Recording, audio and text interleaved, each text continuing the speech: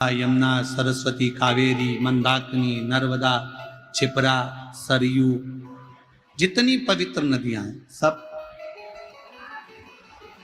क्या बात है? शंकर भगवान ने पूछा क्या चाहते हो? विदा कर दिया, तिलक कर दिया, विदाई लेकर जाओ तुम अपने अपने गांव। सारी नदियां हाथ जोड़कर खड़ी हो गई शंकर जी के सामने। हम नहीं गए।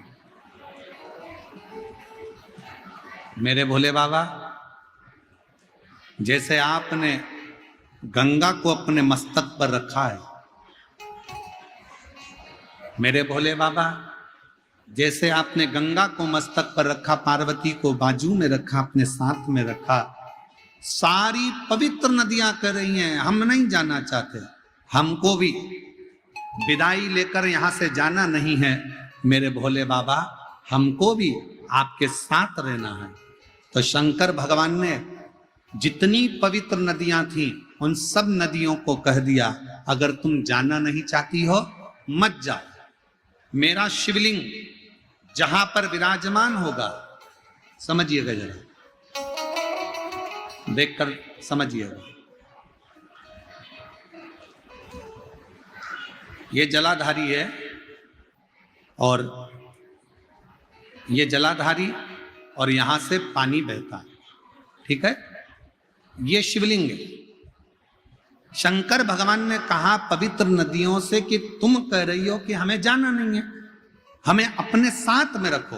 तो शंकर भगवान ने उनको वर दे दिया, मेरे शिवलिंग के ऊपर भाग से लेकर नीचे के भाग तक जो स्थान है, उस स्थान पर सभी पृथ्वी की जितनी नदियां हैं उन सब का स्थान मेरे उस शिवलिंग के भाग पर विराजमान रहे। पवित्र नदी। अब कई लोग कहते हैं गुरुजी शंकर जी पे जल चढ़ाकर पीने से बीमारियां चली जा रही है, शंकर जी पे जल चढ़ाकर आचमन करने से गठान गल जा रही है, ऐसा कैसे हो सकता है? उसका कारण केवल इतना है, जब हम शंकर भगवान पे जल चढ़ाते हैं, गंगा, यमुना, सरस्वती, कावेरी, नर्मदा, सब जल चढ़ाते से पूरी नदियों का जल उस जल में आ जाता है।